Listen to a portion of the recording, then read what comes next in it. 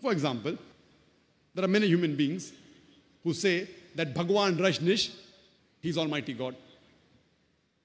Once during question and answer time, there was a Hindu brother who told me, Brother Zakir, we don't believe Bhagwan Rajneesh to be God. And I told him, I never said that the Hindus believe Bhagwan Rajneesh to be God. I said some people, many people believe Bhagwan Rajneesh to be God. I've read the Hindu scriptures. Nowhere do the Hindu scriptures say that Bhagwan Rajneesh is God. Let's put this Bhagwan Rajneesh to the test of Surah Ikhlas. The first is, Kul huwallahu ahad. Say, he is Allah, one and only. Was Rajneesh one and only?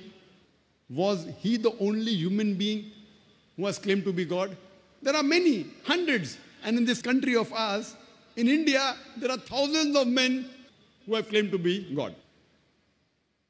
But a Rajneesh Bhakt will say, no, he is unique.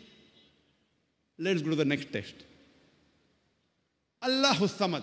Allah, the absolute and eternal. Was Rajneesh absolute and eternal?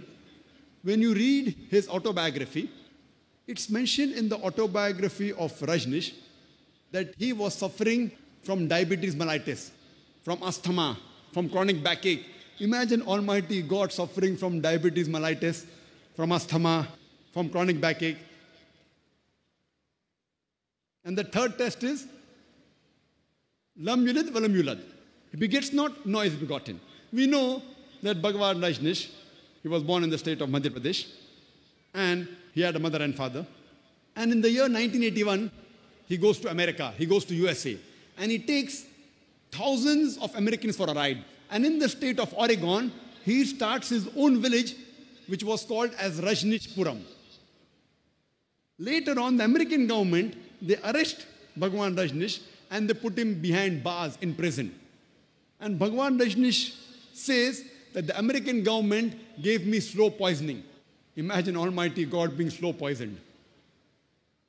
And in 1985, the American government kicked Bhagwan Rajneesh out of USA, and he comes back to India and goes back to the city of Pune in Maharashtra, the state where I come from. And he goes back to his old center and gives it the name, the Osho Commune.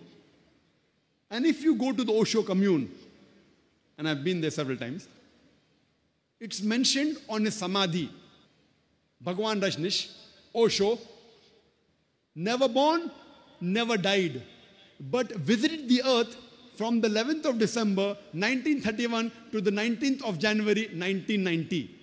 Never born, never died, but visited the earth from the 11th of December 1931 to the 19th of January 1990. They forgot to mention in his samadhi that he was not given visas to 21 different countries of the world. Imagine Almighty God coming down to this earth.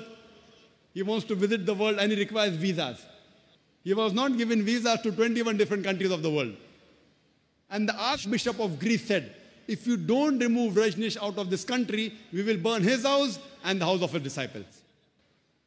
And the last test, وَلَمْ يَكُلْ لَهُ كُفًّا أَحَدٌ. There's nothing like him. It's so stringent that no one besides the true Almighty God can pass. The moment you can compare God to anything in this world, he is not God. وَلَمْ يَكُلْ لَهُ كُفًّا أَحَدٌ. And we know Rajneesh, like us human beings, he had 2 eyes, 1 nose, 2 hands, white beard, he wore a white robe. The moment you can compare God to anything in this world, he is not God. وَلَمْ يَكُلْ لَهُ كُفًّا أَحَدٌ. There's nothing like him. For example, if someone says, Almighty God is 1,000 times stronger than Arnold Schwarzenegger.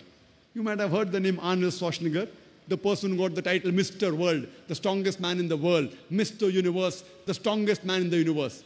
If someone says, Almighty God is 1,000 times stronger than Arnold Schwarzenegger, the moment you can compare God to anyone, whether it be Arnold Schwarzenegger, whether it be Dara Singh, whether it be King Kong, whether it be 1,000 times or 1,000,000 times, the moment you can compare God to anything in this world, he is not God. وَلَمْ يَكُلْ لَهُ كُفًّا أَحَدٌ. There's nothing like him. This is a 4-line definition, which is given in the Quran, in Surah Ikhlas, chapter number 112, verse number 1 to 4. That anyone who you claim to be Almighty God, if he fits in this 4-line definition, we Muslims have got no objection in accepting that person as Almighty God. So whichever God you're worshipping, I would like to tell the audience here, and all my brothers, as well as my sisters, that whichever God you're worshipping, put him to the test of Surah Ikhlas. If that God passes the test of Surah Ikhlas, he is a true God. If he does not pass the test of Surah Ikhlas, he is not a true God.